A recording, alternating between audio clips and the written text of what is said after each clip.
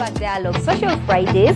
Now today we are doing things differently, a little bit differently because it's a gentleman's. I've been corrected like 10 times today. It's a gentleman's mental health day. Come on. And it's a gentleman's. A gentleman's. You're also going to be one of those who correct me today. Oh, you know, I started by it's a men's mental health. It's a men's night. I'm like, Rudu naita nani men's. We are gentlemen. But it's a gentleman's mental health day. Yeah. And today we are dedicating the episode to all men out there. And I did tell you that we are going to have a conversation, a very beautiful conversation about that. I do have our guest with me today, Dr. Israel Lugadiru. Now, I don't know if he's a medical doctor. Said it. I don't know if you're a medical doctor. I'm not a medical doctor. Doctor of the hearts. Doctor of the hearts. Daktari wa maroho. Okay. Don't name me, sas. He will tell us about that later. Yeah. But he is, a youth leader, and has a very, very amazing space in Nairobi Students and Leaders Youth Forum, spaces where they get to talk about mental health issues, and especially in matters of job seeking. Yes. And one of the things we've seen, is contributing a lot to men's mental health is lack of employment and economic pressures. So we are going to get into that. But first of all, Israel, I'd like you to introduce yourself first to our viewers and also tell us what you do. Na ni kwa nini unaitwa daktari? I think if it's about introducing myself, probably she's done so much better than I would introduce All myself. Right. But Israel Lugadiru is my name. I am a youth leader. And professionally, I am also a media entrepreneur. Okay. Who is specifically focused in digital marketing and events. So that means that I also MC a lot of events and I also do a lot of digital marketing for different companies. But on the side, I am a youth leader and I specifically sit at the intersection of mental health and economic empowerment. So we do mental health and economic empowerment because you come to find that there's a huge correlation between the two. You've said that a lot of mental health problems are usually brought about because of economic challenges. So here in Africa, especially in Kenya, over 70% of mental health cases are actually by reason of economic challenges. So, sometimes it might sound very funny because guys are going to be like, oh, in America, they're billionaires who are still committing. So it's true. But now, if you look at the Kenyan and the African context, a lot of mental health challenges, depression challenges are usually brought about by the economic problems that we have. You can just think about yourself. Imagine you're having a sad day, then all of a sudden you receive, confirmed, you have received. Something happens.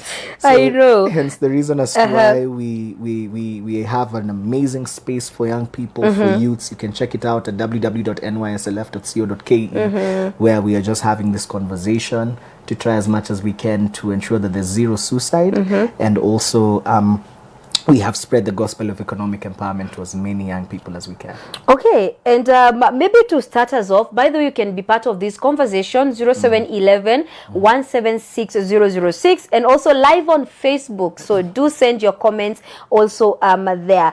And to start us off, when it comes to mental health, people would think it's just women for some reason. Because I think in Africa, we've put ourselves in that cocoon. Where mwanaume ni jasho. Mwanaume ni kujikaza. And unfortunately for us, inanzanga pale chini. I actually was watching a video the other day, and they were saying that it starts from when you tell a child, acha kulia we si dem.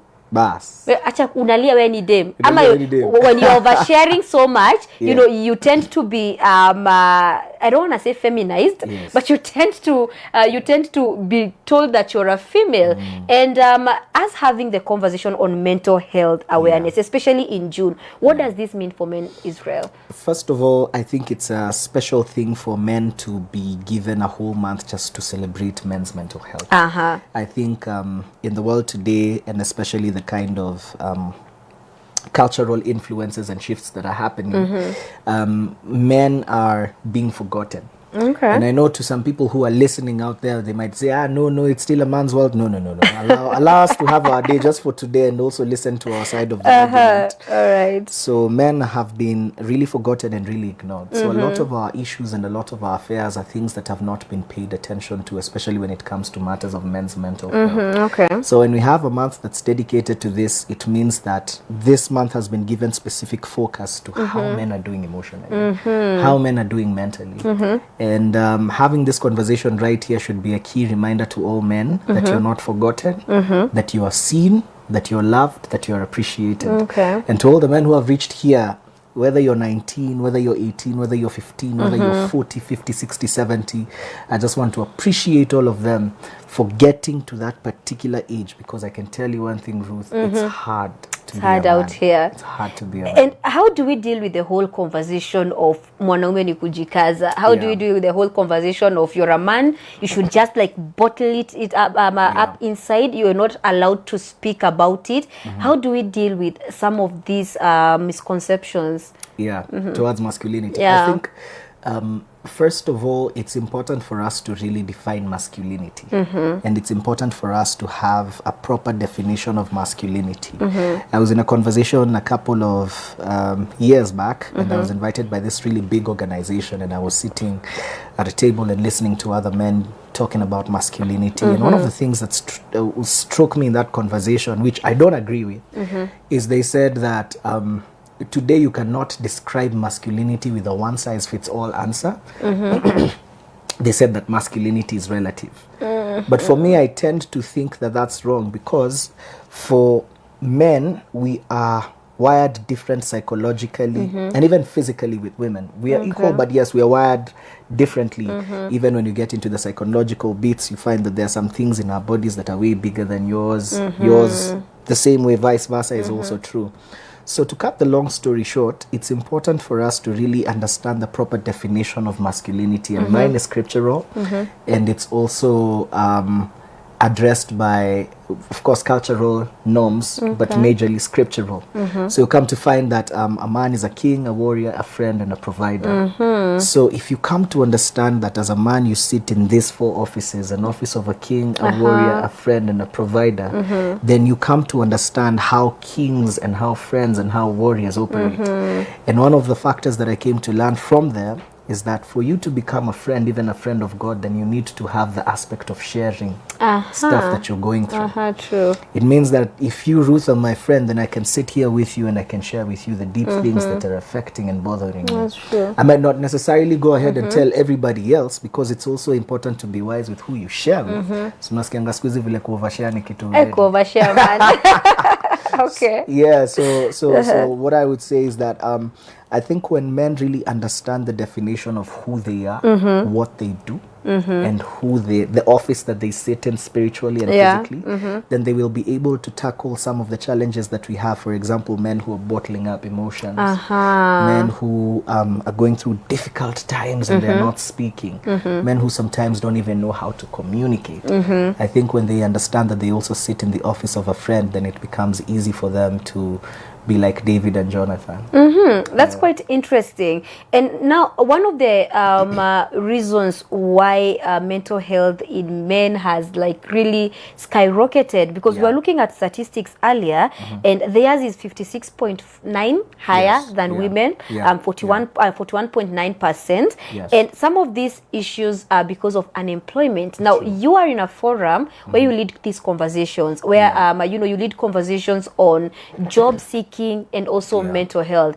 Is there a pattern that you've noted, or rather, is there some of some of these, what do I call them? Some of these, looking for the word, but I can't find the word. Some of these reasons, let me just call them reasons, because I can't find that word correctly. Is there a certain pattern that you've noted with men in the forum? Yes. Okay. There's a huge pattern. You see, culturally, how the culture has been set up, which is good and negative in a way. It's good because the culture has been set up in a way that it is the man's responsibility to provide. I agree. Yeah. Okay. But then again, culturally as well, in an age of social media that has also led to a certain norm of comparison. So you compare yourself with somebody else. So we feel that masculinity has only been bottled to the point of provision. All right. And not just provision emotionally, because provision, if you study it based on a point of masculinity, it comes with a whole scope. There's provision financially, and there's provision also emotionally. There's provision in terms of leadership. There's provision in terms of solutions. So today it's been bottled to provision just in terms of finances. And so that's the reason as to why there are some men who you're going to find out there. So you as their wife, you want their time, but they tell you, what is it? See, I've given you money. True. What else do you want? But now just to narrow down on the aspect of sorry guys, please understand that I've got a small cold, but just follow through. Just don't listen to the voice, listen to the Sisikize sauti, sikiza maneno. So just taking it down now to the financial aspect of provision, you're going to find that a lot of men have based their identity and they've tied it with not just their ability to provide, but also how much they can provide. So nowadays, masculinity has been tied to the more money that you have, then the more masculine you are. All right. Is that understandable? So you find that in an age of a lot of economic turmoils and a lot of economic problems, sometimes it's not because the man has inability to come up with solutions. It's just because sometimes their positioning is wrong and they need to fine-tune something. All right. Or sometimes just because they're going through a season when the economy is not as good as it's supposed to be. So you find that they get extremely stressed about that whole situation.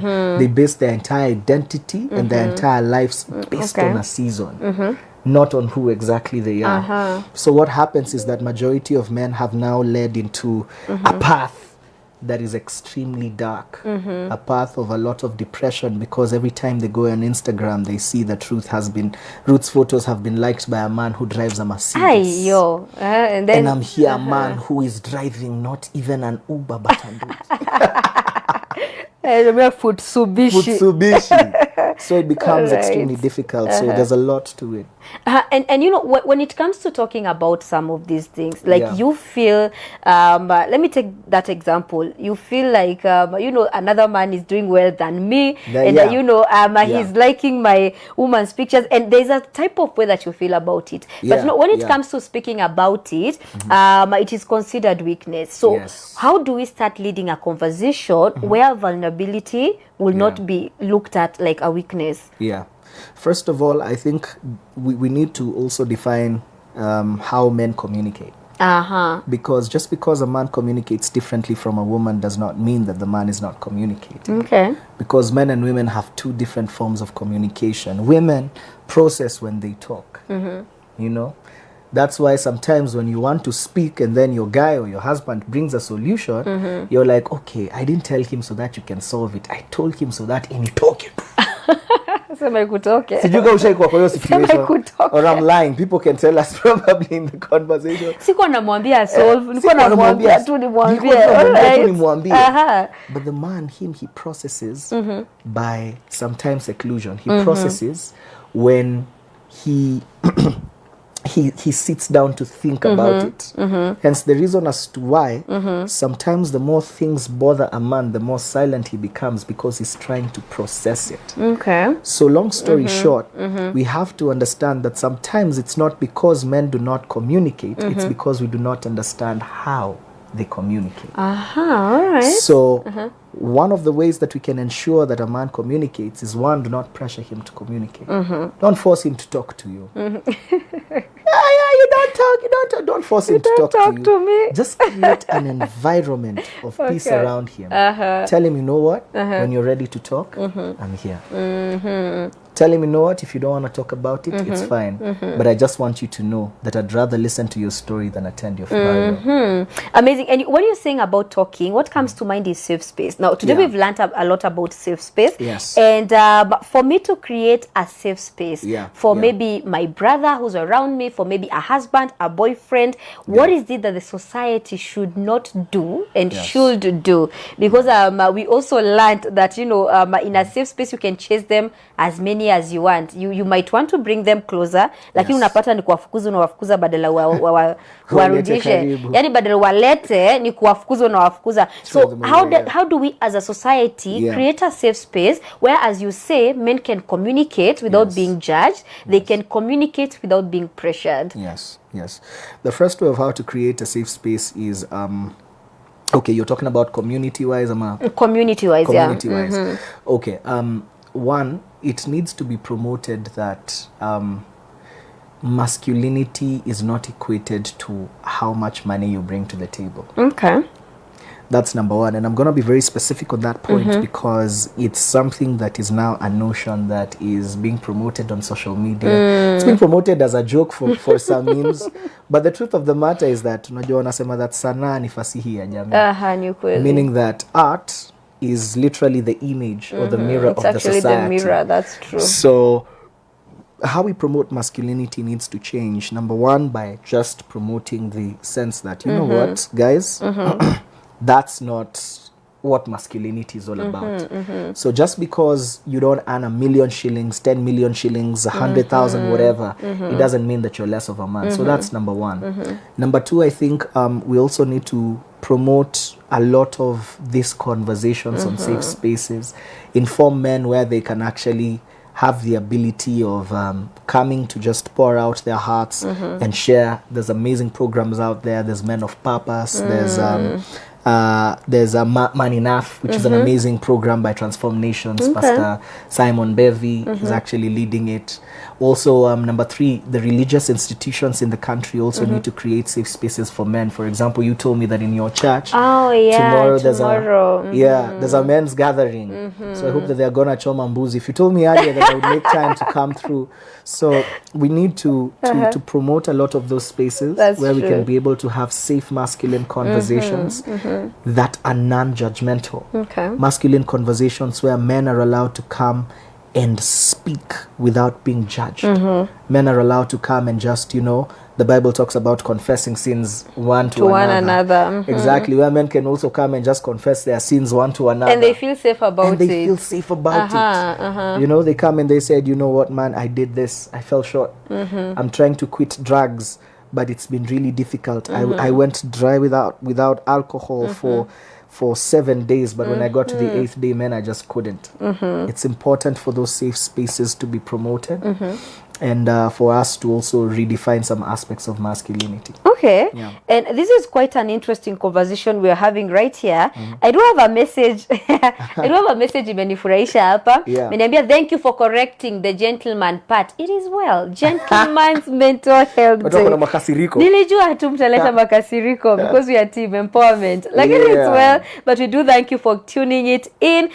Someone here says, good morning, Ruth. Such a nice conversation.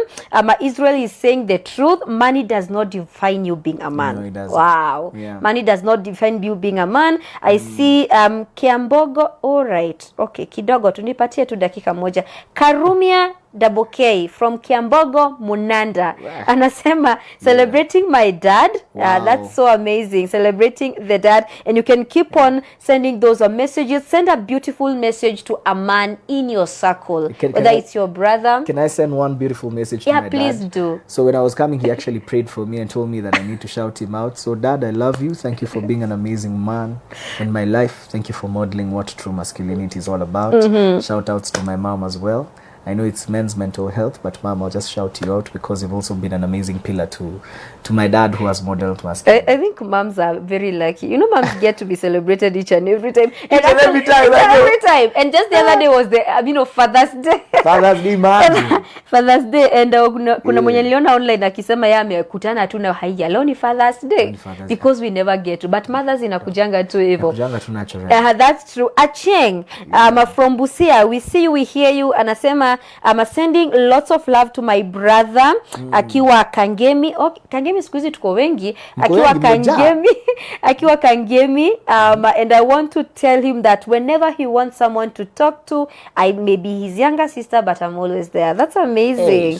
That is so amazing. Yeah, and we are doing this today, the whole of today. We are going to make sure that you are celebrated as a man out there. Now, producer Naniambia, I am running out of time, but I do have 2 final questions for Israel, and then we are done. The number 1 question, Israel, I want you, it's not actually a question. I want you to, talk to a man out there, one who feels he cannot open up, one who feels like, the society has already crafted what a man is, so I am in no authority at all to try and refute that. Someone who's feeling, amefika mwisho, bottling it up but can't just speak it out. I want you to speak to that man and tell them it's going to be okay, because it's going to be okay by the way. It will be okay,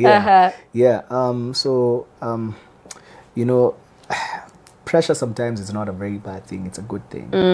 Because great things are usually framed under pressure. Diamonds are created in pressure over thousands of years. Gold is also created and refined under the pressure of heat. Thousands of degrees of heat. True. There's this quote that says that a smooth sky, or rather smooth seas, never really built a skillful sailor. So sometimes the thing that you might be going through is just about to bring the best out of you. Okay. So do not be afraid. Do not fall short. Do not get into the trap of depression. Do not get into the trap of comparison. Because when you understand that, you will not let the society define you, but you will allow yourself, and you will allow you to define the society. And that's exactly where you're supposed to be. So you're a man, you're great. Where you've reached is amazing. I know the world might be having a lot of pressure against us, but I can tell you one thing for sure is that in you is the ability to conquer. In you is that lion. So just find it and don't let the pressure break you. Let it make you. Amazing. Don't let the pressure break you. Let it make you. And that's super, super amazing. Thank you so much, Israel, for making time, for Impact Dialogues this morning. And thank you to you who's back at home. Asante kwa messages zenu. Mingi sana. Website, actually. By the way, the Nairobi Youths and Students Leaders Forum. Israel will tell you about that in just a while in his parting shot. So that, right now, I'm so happy that it's not only doctors who are creating spaces for mental health. Pastors have, started doing this. Youths have started doing this as well. And it is very good for you to be part of it. Hata kama ni kama unajiona, mimi na mental health hatuwezi patana. Mimi na mental health hatuwezi patana. It is always good to have such circles, because when you need them most is when you're going to use them. So thank you so much. I'm trying to look for those who are joining us on Facebook. Let me see if we have a comment. Nisipigwe nyuma ya tent. Our Facebook people wazira kunipiga nyuma ya tent. For some reason I can't open it, but tutaenda kuifungua baadaye. It's okay, it's well. But thank you so much for joining us for Impact Dialogues this morning. This has been Social Fridays. Now I am going to see you on Monday for our Money Mondays, but before I tell you all that, let me allow Israel have his parting shot, okay? His parting shot. So first of all, I appreciate you, Ruth, for inviting me. She's always inviting me. Zile siku kuna maandamano. I don't know why. I don't understand why. But either way, to every man out there, first of all, a happy Gentlemen's Health Awareness Month. And I just want to tell you that we have an awesome, amazing space out there called the Nairobi Youth and Student Leadership Forum. So www.nyslf.co.ke is the website. Head over there, you'll find every information about the kind of programs that we do that are impacting Kenya's mental wellness and also Kenya's economic empowerment. As a man, I want to wish you all the best. I know that there's a lot of pressure that happens in life. And in 30 seconds, I'll tell you this, that today, Ruth mentioned a statistic. What was it? How many percent was it? That is 56.9%. Yes, to 40, to whatever the other difference is in terms of mental health challenges. Also, just to add another statistic is that in Kenya today, actually this was 2020 statistics, it said that 28,500 Kenyans have actually been incarcerated in prison. Wow. Compared to only 6,500 women. So the percentage of men in prison in Kenya today is 692% more than women. 600. It tells you that there's a huge issue that's happening among us men. And I'll tell you this, that in you is the lion that's lying down in there. In you is the power and the force, not just to be a leader, but to produce the greatest being and the greatest invention that God has ever created. You just need to allow it to come out. And I hope to see you at Nairobi Youth and Student Leadership Forum. Amazing. Thank you so much, Israel, again for making time for Impact Dialogues. Hata kama namuitanga siku za maandamano. I do not know why. But each and every time lazima kukuwa na protest. And it is always about the Gen Z. But thank you so much for always making time. And to you back at home, oh my goodness. Thank you so much for making this week amazing. I know we didn't have our Health Wednesday. Kuna mtu amenipiga asubuhi. It is well. But we did have a very powerful conference though, the LCC conference. conference. Wow. The pastors conference was amazing. But next week we are taking the conversation on diet again. That is on health. This week. So I think I'm gonna see you on Monday for our Money Mondays. We are talking about savings. You better be ready to ask all those questions that you want, because we said that we are going to be rich disciples, right? Hallelujah. So this has been our Impact Dialogues with me, Ruth Wanjiru. I do appreciate you so much. Thank you to my producer, Baliogeras. He's not Kenyan, but we love him for that. Thank you so much to my producer and to everyone who made this possible. So until on Monday for our Money Mondays, have a good day, stay safe, stay blessed, and stay happy.